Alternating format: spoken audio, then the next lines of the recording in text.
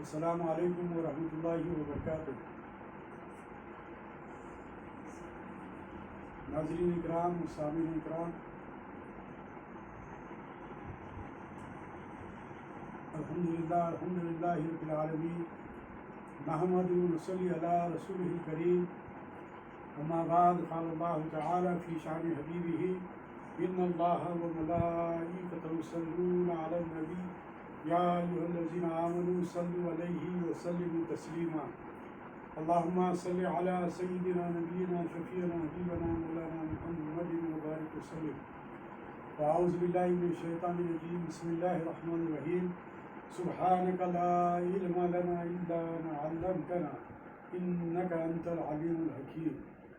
صدق اللہ العلی العظیم۔ رب اشرح لی صدری ویسر لی امری واحلل عقدۃ من لسانی یفقہوا قولی۔ اعوذ باللہ من الشیطان الرجیم، بسم اللہ الرحمن الرحیم۔ وَإِذْ نَجَّيْنَاكُم مِّنْ آلِ فِرْعَوْنَ يَسُومُونَكُمْ سُوءَ الْعَذَابِ يُذَبِّحُونَ أَبْنَاءَكُمْ وَيَسْتَحْيُونَ نِسَاءَكُمْ وَفِي ذَلِكُمْ بَلَاءٌ مِّن رَّبِّكُمْ عَظِيمٌ۔ وَإِذْ فَرَقْنَا بِكُمُ الْبَحْرَ فَأَنجَيْنَاكُمْ وَأَغْرَقْنَا آلَ فِرْعَوْنَ وَأَنتُمْ تَنظُرُونَ۔ صدق اللہ العلی العظیم۔ الحمدللہ ثم الحمدللہ کہ سورہ بقرہ کی آیات پر غور و فکر چل رہا الحمدللہ، اور آج میں آپ کے سامنے سورہ بقرہ کی 49ویں اور 50ویں دو آیات کی تلاوت کا شرف حاصل کیا، جس کا ترجمہ پیش خدمت ہے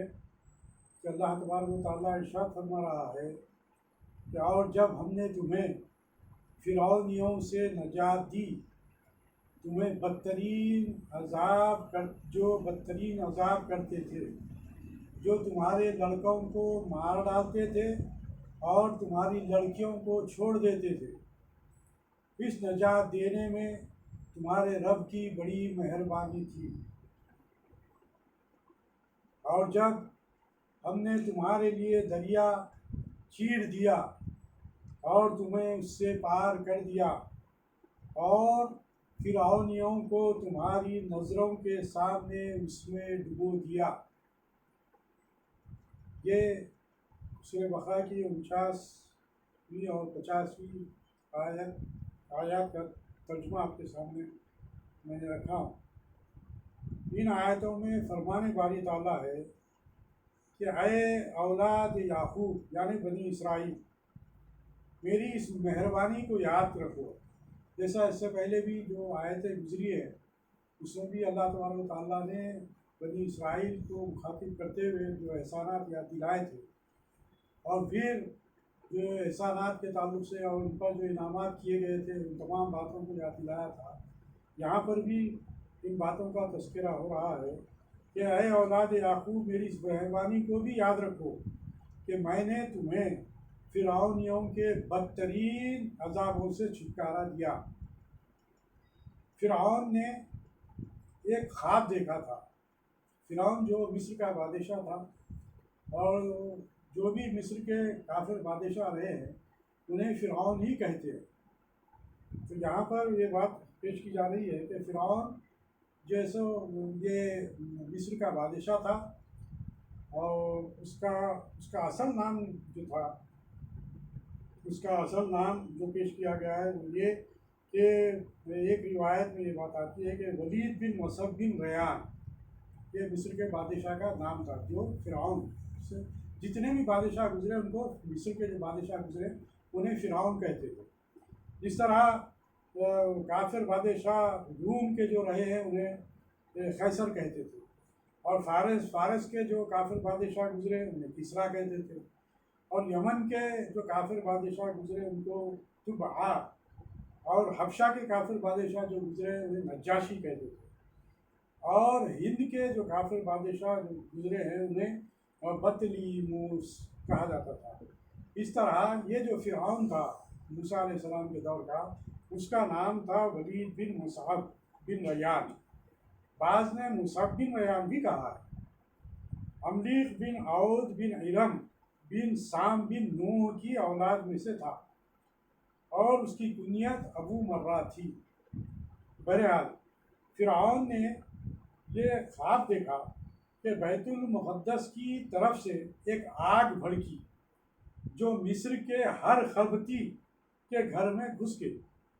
اور بنی اسرائیل کے مکانات میں وہ نہیں گئی، یعنی کہ جو بنی اسرائیل تھے ان کے گھروں میں وہ آگ نہیں پہنچی، اس کے ہٹ کر جو جتنے بھی جو فرعونیاں تھے، فرعون کے جو ماننے والے تھے، ان کے گھروں میں وہ آگ گھس گئی، جس کی تعبیر یہ دی گئی کہ بنی اسرائیل میں ایک شخص ہوگا۔ اس وقت کے جتنے بھی جادوگر جو لوگ تھے جو فرعون کے قریب تھے، ان سے جب یہ بات کہی گئی، اس کے خواب کا تذکرہ کیا گیا، تو ان کاہنوں نے اور ان جادوگروں نے مصر کے اس بادشاہ فرعون کے سامنے بات رکھی کہ بنی اسرائیل میں ایک شخص ہوگا جس کے ہاتھوں اس کا غرور ٹوٹے گا، یعنی کہ مصر کا جو بادشاہ جو فرعون تھا اس کا غرور ٹوٹے گا، جو بنی اسرائیل میں سے ایک شخص پیدا ہوگا اور اس کے خدائی کے دعوے کی بدترین سزا اسے ملے گی۔ یعنی کہ جو فرعون جو بادشاہ تھا، جب یہ بادشاہ بنا تو اس نے عام منادی کر دی تھی کہ وہ آ کر محل میں آئے اور اس سے سجدہ کریں، جتنے بھی لوگ تھے وہ سب لوگ اسے آ کر سجدہ کریں، اور یہ اپنے آپ کو خدا بتاتا تھا، خدا مانتا تھا۔ تو اس کو جو ہے سو یہ شخص جو پیدا ہوگا وہ شخص اسے سزا دے گا۔ اس لیے اس ملعون نے چاروں طرف احکام جاری کر دیے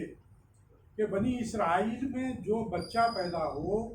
سرکاری طور سے اس کی دیکھ بھال رکھی جائے،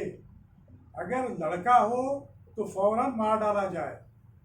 اور اگر لڑکی ہو تو چھوڑ دی جائے، جیسا کہ یہاں پہ اللہ تعالیٰ نے آیت شریفہ میں جو ارشاد فرمایا وَإِذْ نَجَّيْنَاكُم مِّنْ آلِ فِرْعَوْنَ يَسُومُونَكُمْ سُوءَ الْعَذَابِ يُذَبِّحُونَ أَبْنَاءَكُم، کہ جو لڑکے پیدا ہوئے تو انہیں ذبح کر دے، انہیں قتل کر دے، وَيَسْتَحْيُونَ نِسَاءَكُمْ، اور جو لڑکیاں پیدا ہو انہیں چھوڑ دیا جائے، يَسْتَحْيُونَ نِسَاءَكُمْ، تو انہیں چھوڑ دیا جائے۔ وفی ذالکم بلاؤ میں رب عظیم، اس نجات دینے میں تمہارے رب کی بڑی مہربانی ہے۔ تو یہاں پر جو واقعہ تفصیل سے جو بیان کیا جا رہا ہے وہ یہی کہ جہاں پر لڑکا پیدا ہو ان بنی اسرائیل کے گھروں میں تو اسے قتل کر دیا جائے، اور جو لڑکیاں پیدا ہو تو اسے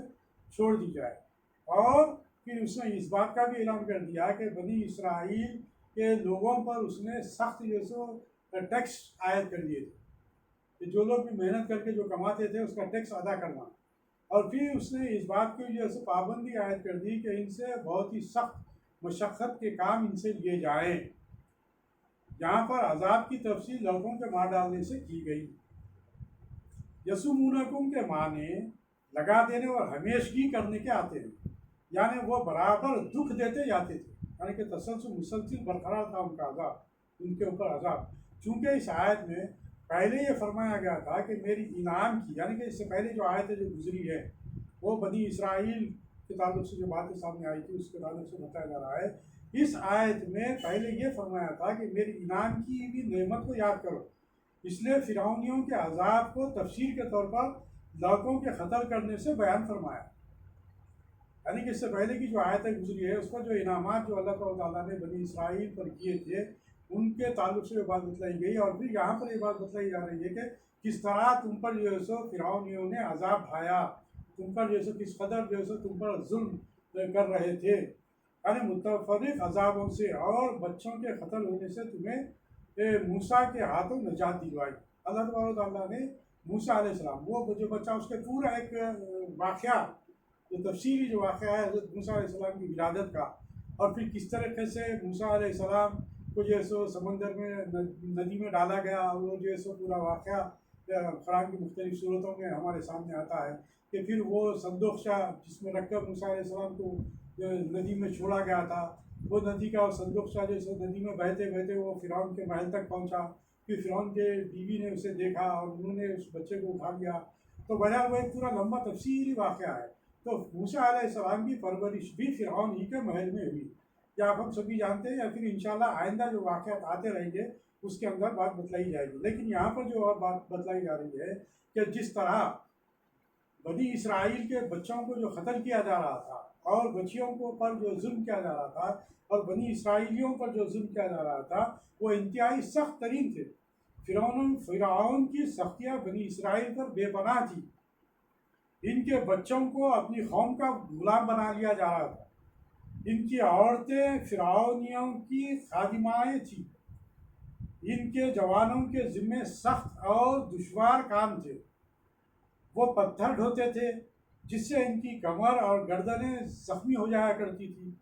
غریبوں پر ٹیکس مقرر کر دیا گیا تھا، یعنی کہ جو کچھ بھی جو کمائی کرتے تھے اس میں سے ٹیکس انہیں جو ہے سو ادا کرنا پڑتا تھا، اور جو روزانہ شام سے پہلے وصول کر لیے جاتے تھے، یعنی کہ جو ٹیکس عائد کیے گئے تھے وہ شام سے پہلے ہی فرعون کے جو کارندے تھے وہ وصول کر لیتے تھے۔ اور اگر کسی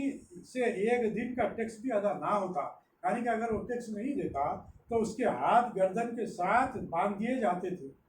اور مہینے بھر تک اس کو اس مصیبت میں رکھا جاتا تھا۔ کمزور بوڑھے اسرائیلی نہایت ذلیل کام پر مقرر کیے گئے تھے، چنانچہ فرعونیوں کے لیے اینٹیں بنا کر پکوان کرتے تھے، ان کے مکانات تیار کرتے تھے، ان کے جو سو باتھ رومس کو جو سو دھویا کرتے تھے اور گلیوں میں جھاڑو دیا کرتے تھے۔ یہ بنی اسرائیل کے بوڑھوں کا کام تھا۔ اور عورتوں کا کام بنی اسرائیل کے خواتین کی جو ہے سو ان کی وہ ان کے ساتھ جو ہے سو ان کی خدمت میں لگے ہوئے تھے، اور جو نوجوان تھے ان سے سخت ترین ان سے خدمت لی جا رہی تھی۔ ان کی بوڑھی عورتیں فرعونیوں کے لیے سوت کاٹ کر کپڑے بناتی تھیں وغیرہ وغیرہ۔ یہ تمام باتیں یہ سو تفسیر کبیر اور روح البیان اور تفسیر عزیزی اور فضائل العرفان میں بیان کی گئی۔ یذبحون ابناءکم، جیسا کہ آپ کے سامنے بات رکھی گئی کہ اس کا مطلب یہ ہے کہ یا تو یہ اس سخت عذاب کی کچھ تفصیل ہے یا علیحدہ چیز، یعنی اس کا ظلم تم پر یہاں تک بڑھ گیا تھا کہ تمہارے بچوں کو ذبح کر ڈالتا تھا۔ فرعون اسرائیلیوں کے چھوٹے لڑکوں کو ذبح کراتا تھا، اور یہ سخت مصیبت تھی کیونکہ لڑکیوں کے ذبح ہونے سے اس نسل کے لڑکوں کے ذبح ہونے سے اس نسل کے ختم ہونے کا اندیشہ تھا۔ لازمی نتیجہ ہے کہ جیسے ہی بچہ پیدا ہو رہا اس کو قتل کر دے رہا، جو لڑکے پیدا ہو رہے ان کو ایسے قتل کر دے رہا، تو اس سے لازمی بات ہے کہ نسل پھر بنی اسرائیل کی نسل جیسے ختم ہونے کا اندیشہ تھا۔ پھر دوسری طرف لڑکیوں کو چھوڑ دے رہا تھا۔ لڑکیوں کو چھوڑ دینے سے یہ ایک عذاب یہ بھی تھا کہ لڑکیوں کی آگے کی زندگی کس طرح گزرے گی، ان کے لیے سو عزت و عصمت کی حفاظت بڑے خطرے میں تھی، کیونکہ جب لڑکیاں جب بڑے ہوں گے تو ان کا کس طریقے سے معاملہ ہوگا۔ نیز چھوٹے بچوں کے ذبح کرنے میں لازمی بات ہے کہ جب بچوں کو ذبح کیا جاتا تو ان کے ماں باپ کے سامنے جب ذبح کیا جاتا یا ماں کے سامنے ذبح کیا جاتا تو کس قدر تکلیف کی بات ہے، کیونکہ سب سے زیادہ عورت اگر تکلیف اٹھاتی ہے تو وہ بچے کی پیدائش کے وقت،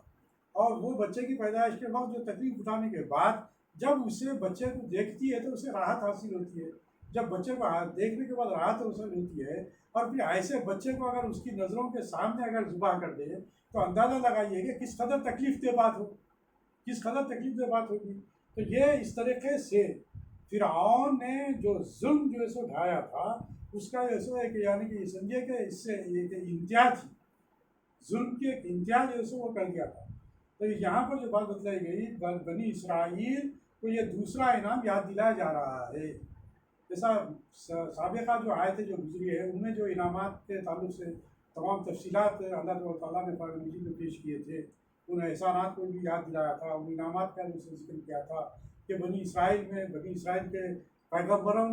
کو جو سو اس میں پیدا کیا ہے۔ حضرت یعقوب علیہ السلام کی اولادوں میں جو جتنے بھی پیغمبر جو گزرے ہیں وہ تمام بنی اسرائیل میں گزرے ہیں، اور پھر انہیں جو سو بڑے بڑے عہدے اللہ تعالیٰ نے دیا، بڑے بڑے مقامات پر وہ جو سو بادشاہ کی حیثیت سے انہوں نے اپنی زندگیاں گزاری۔ یہ بنی اسرائیل کے تمام تر انعامات کو اللہ تعالیٰ یاد دلایا۔ وہ یاد دلانے کے بعد یہ بات بتلائی گئی تھی کہ اب تمہارا فریضہ یہ ہے کہ تم چونکہ خاتم النبی صلی اللہ علیہ وسلم آ گئے ہیں، اب ان پر اسلام قبول کرو، ان پر ایمان لاؤ، اور ان کی جو بھیجی ہوئی ان پر جو نازل کی گئی کتاب ہے اس پر ایمان لاؤ، اس پر ایمان لاؤ، اور اب جو شریعت محمدی صلی اللہ علیہ وسلم کا نفاذ عمل میں لایا جا رہا ہے اس پر تم جو ہے سو ایمان لا کر ان کے جو ہے سو ساتھیوں میں شامل ہو جاؤ۔ اسی لیے ابتدا میں بھی یہ بات کہی تھی، یہ باتیں دہرائی جاتی رہے گی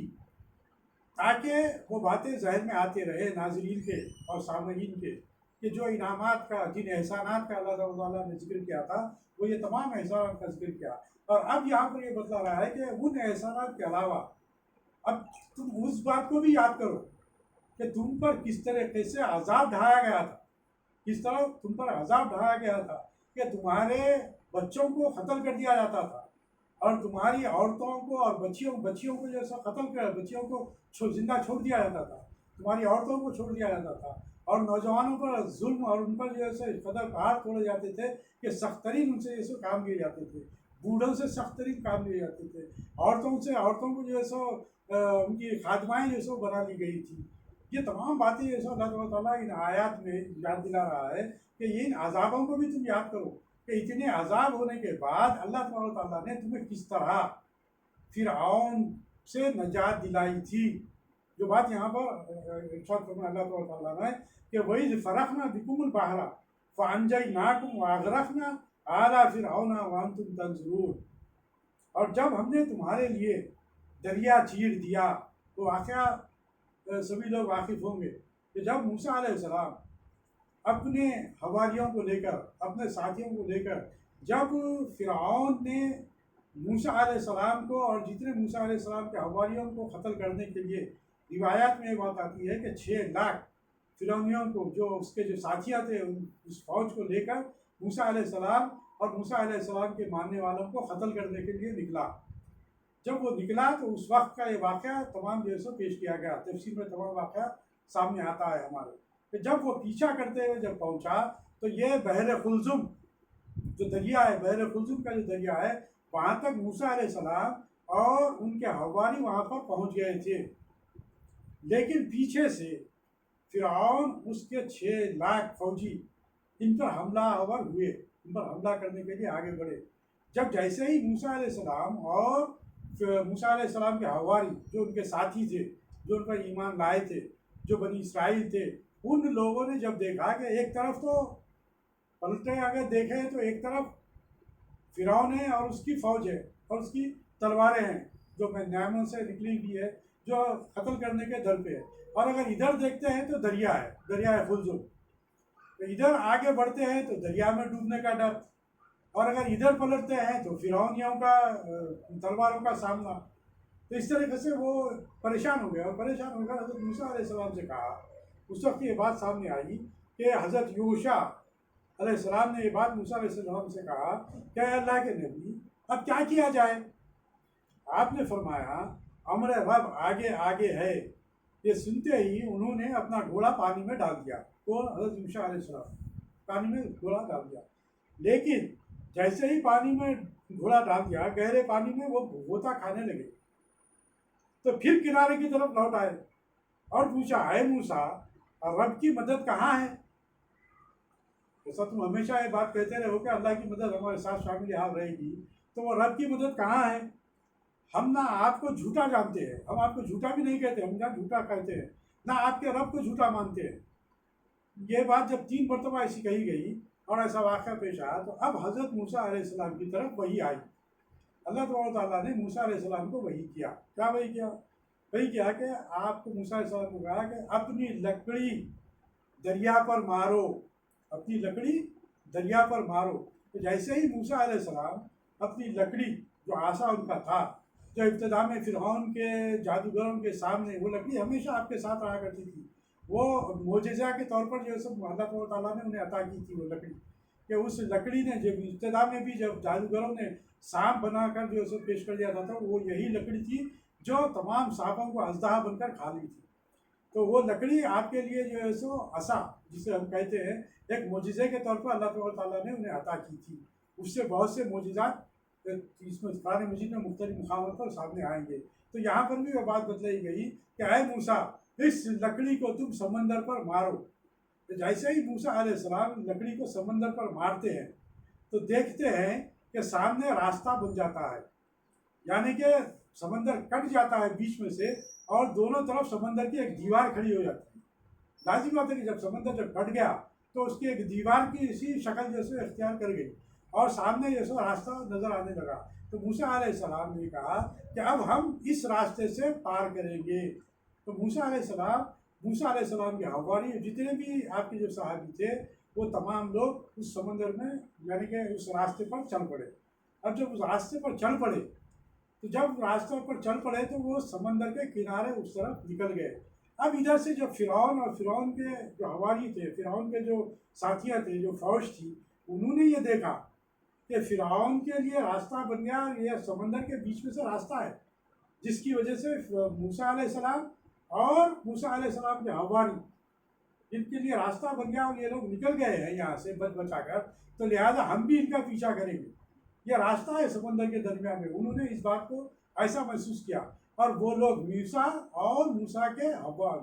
فرعون اور فرعون کے حواری، فرعون کی فوج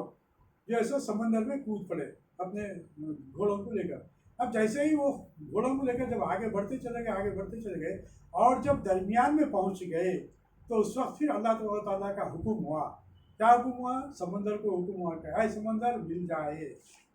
دونوں کنارے جو سمندر کے بنے ہوئے تھے وہ سمندر مل جائے۔ تو وہ سمندر پھر مل گیا۔ مل جانے کی وجہ سے ہوا یہ کہ وہ ظالم جو فرعون تھا، جو موسیٰ علیہ السلام اور بنی اسرائیل کے قتل کرنے کے در پر تھا، اس کو جو ہے سو اس سمندر میں بحر قلزم میں اس دریا میں اس کو اور اس کی تمام فوج کو ڈبا دیا گیا۔ تو یہاں پر جو ہے سو اسی بات کا تذکرہ کیا گیا کہ ہم نے کس طرح موسیٰ علیہ السلام اور ان کے ماننے والے حواری، ان کے ماننے والے صحابہ اور ان کے ماننے والے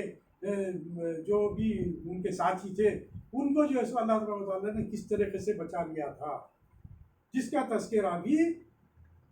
توریت میں ہے، جس کے تعلق سے تمام تفصیلات بھی وہاں پر بھی بیان کیے گئے۔ وہ تمام تفصیلات یہاں پر پھر قرآن مجید میں پیش کیے جا رہے ہیں۔ پیش کرتے ہوئے یہاں پر یہ بات بتلائی جا رہی ہے علماء یہود سے مخاطب ہوتے ہوئے، جیسا کہ یہ جو تمام آیتیں ہیں علماء یہود سے مخاطبت ہے۔ تو یہاں پر یہ بات بتلائی گئی کہ جب تم اس بات کو بھی یاد کرو جب ہم نے تمہیں فرعونیوں سے نجات دلائی تھی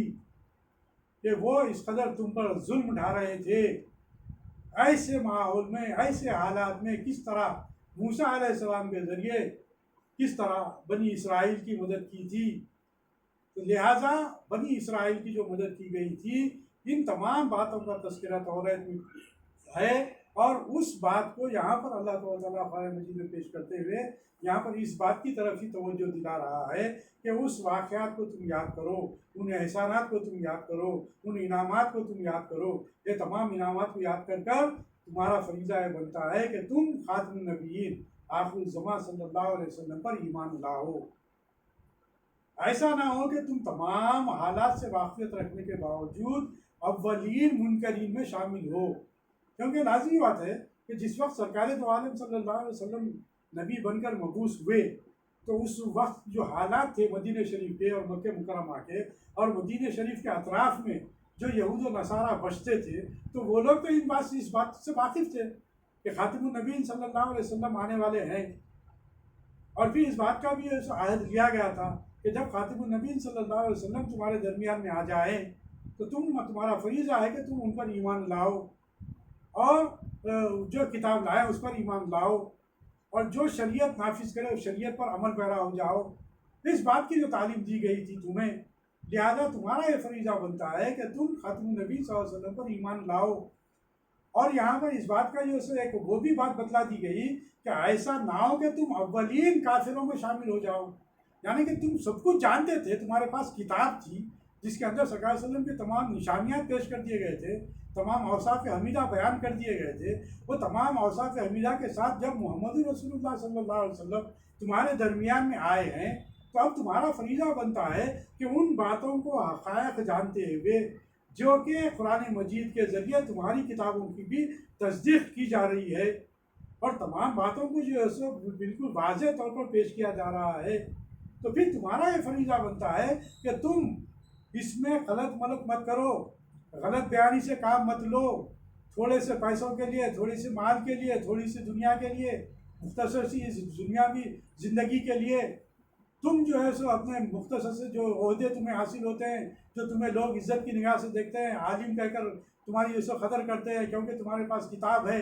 اس لیے تمہاری جو لوگ قدر کرتے ہیں، تو تم اس میں ایسے ہی نہ ڈوب جاؤ، اسی طرح تم دنیا میں نہ گھر جاؤ۔ تم اسی غلطی میں مبتلا نہ ہو جاؤ کہ ہمارے عہدے، ہمارا مقام اور عزت وقار ہمارا متاثر ہو جائے گا، اور جو لوگ ہماری مدد کرتے ہیں وہ عالم دین سمجھ کر وہ ہماری مدد نہیں کریں گے تو ہم جو ہے سو مالی حیثیت سے ہم کمزور ہو جائیں گے۔ تم اس بات کا خدشہ مت کرو، بلکہ تمہارا اولین فریضہ یہ ہے کہ تم محمد رسول اللہ صلی اللہ علیہ وسلم پر ایمان لا کر تم بھی جو امت مسلمہ میں اگر شامل ہو جاؤ تو پھر تمہارا بھی وہ عزت و وقار برقرار رہے گی۔ تم اس خدشے میں مت رہو کہ وہ جو عزت و وقار آج تو تمہارے پاس ہے وہ تو تم سے چھین لی جائے گی۔ یہ مت سمجھو تمہیں تو وہ درجہ و مقام حاصل ہوگا جو صحابہ کرام کا درجہ ہے، جو آج ہم سبھی اس بات سے بخوبی واقف ہیں کہ سرکار دو عالم صلی اللہ علیہ وسلم کے بعد ساری کائنات میں اگر کسی کا مقام و مرتبہ ہے تو وہ صحابہ کرام کا ہے، وہ صحابہ کرام کا ہے۔ صحابہ کرام کے مقام و مرتبے کو بڑے بڑے اولیاء بزرگان دین نے یہ بات کہی کہ ہم ان کی دھول، ان کے گھوڑوں کی دھول تک بھی ہم نہیں پہنچ سکتے۔ اس بات کا بڑے بڑے اولیاء اللہ، بڑے بڑے بزرگان دین جنہیں اللہ تعالیٰ نے ولی ہونے کا جو عزت بخشی، تو ایسا مقام میں تمہیں بھی حاصل ہو سکتا ہے جب سرکار دو علیہ وسلم کے صحابہ میں تم شامل ہو جاؤ گے۔ تمہیں وہ عزت و توقیر حاصل ہوگی جو تم سمجھ رہے ہو کہ عزت و توقیر تم سے دور ہو جائے گی، وہ چلے جائے گی، تم اس غلط فہمی میں جو مبتلا ہو۔ تو جو سابقہ ہم جو آیات کی جو تلاوت کا شرف حاصل کیا، جس میں تمام یہی باتیں بیان کی گئی، یہی باتیں بیان کی گئی کہ جس طرح بنی اسرائیل پر جو احسانات کیے گئے، ان کے حضرت یوسف علیہ السلام کو دیکھ لیجیے آپ، بادشاہ مصر کا بادشاہ انہیں بنایا گیا۔ ایسے بہت سے واقعات ہمارے سامنے ہیں، ایسے بہت سے واقعات ہمارے سامنے ہیں کہ کیسے جو ہے سو انبیاء کرام جو ہے سو آئے بنی اسرائیل میں، بڑے بڑے انبیاء کرام جو آئے پورے بنی اسرائیل میں آئے، اور یعقوب علیہ السلام کی اولادوں میں ہی سے آئے۔ اور اب جو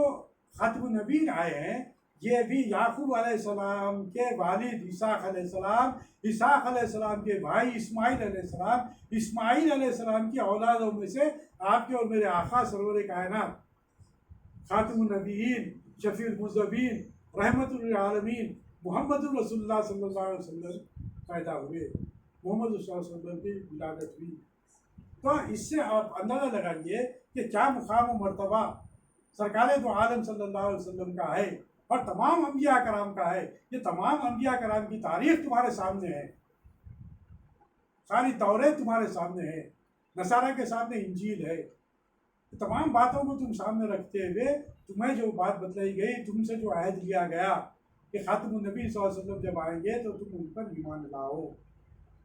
اور پھر یہاں پر ان آیات میں یہ بات بتلائی گئی کہ کس طرح تم پر فرعون اور فرعون کے لوگ کس طرح تم پر جو عذاب ڈال رہے تھے، تو کس طرح تم کو ان عذاب سے بچایا گیا، ان عذابات سے بچایا گیا۔ یہاں پر یہ بات کہی گئی۔ ہم کو بھی اس بات کی کوشش کرنی چاہیے کہ اللہ تبارک تعالیٰ سے جہاں ہم اس سے قوی امید رکھتے ہیں کہ وہ ہمارا رب ہے، وہ غفور الرحیم ہے، وہ مغفرت کرنے والا ہے، وہ ہمیں معاف کرنے والا ہے، وہ ہمارے گناہوں کو معاف کرنے والا ہے، اور اسی سے امید بھی ہے، وہ ہمارا رب ہے اور ہم گناہوں سے توبہ کرتے ہیں۔ لیکن یہاں پر جو بات بتائی جا رہی ہے کہ جو لوگ قرآنی جو احکامات ہیں، جو انبیاء کرام کے جو احکامات ہیں، ان کی اگر نفی کریں گے، ان کا اگر انکار کریں گے یا پھر ان احکامات پر عمل پیرا نہیں ہوں گے، تو لازمی بات ہے کہ پھر ایسا نہ ہو کہ اللہ کا غضب آئے، اللہ کے غضب کا ہم شکار بنے، جیسا کہ آج ہم محسوس کر رہے ہیں کہ کرونا کو ہم کیا کہتے ہیں کہ اللہ کا عذاب ہی ہے جو ہم پر جو اس سے تمام ساری دنیا کے لوگوں پر نازل ہوا ہے۔ لیکن ذمہ دار مسلمان ہیں، اس لیے ذمہ دار ہیں مسلمان کہ مسلمانوں کے سامنے قرآن ہے، مسلمانوں کے سامنے سرکار صلی اللہ علیہ وسلم کی سیرت ہے۔ اگر ہم شریعت کے مکمل طور پر پابند ہو جائے تو پھر اللہ تبارک و تعالیٰ ہم پر رحم کرے گا اور ہمارے صدقے میں تمام پر رحم کرے گا۔ اللہ تبارک و تعالیٰ سے دعا ہے کہ اے باری تعالیٰ اس عذاب سے ہم کو نجات دے، اور جو لوگ اس عذاب میں مبتلا ہے یا رب العالمین، بالخصوص مسلمان امت مسلمہ کے ایک ایک فرد کو یا رب العالمین معاف کر دے، گناہوں کو معاف کر دے، اور ہم پر رحم کا کرم کا معاملہ فرما، اور جو اس بلا میں مبتلا ہے یا رب العالمین جو اس بیماری میں مبتلا ہے انہیں شفا کاملہ و عاجلہ عطا فرما، اور جو لوگ انتقال کر گئے انہیں ان کے ساتھ مغفرت کا معاملہ فرما، اے رب العالمین رحم کا معاملہ فرما، کرم کا معاملہ فرما۔ ربنا آتنا فی الدنیا حسنۃ وفی الآخرۃ حسنۃ وقنا عذاب النار، ربنا اغفر لي ولوالدي وللمؤمنين يوم يقوم الحساب، ربنا لا تؤاخذنا إن نسينا وأخطأنا، ربنا ولا تحمل علينا إصرا كما حملته على الذين من قبلنا، ربنا ولا تحملنا ما لا طاقة لنا به، واعف عنا واغفر لنا وارحمنا، أنت مولانا فانصرنا على القوم الكافرين۔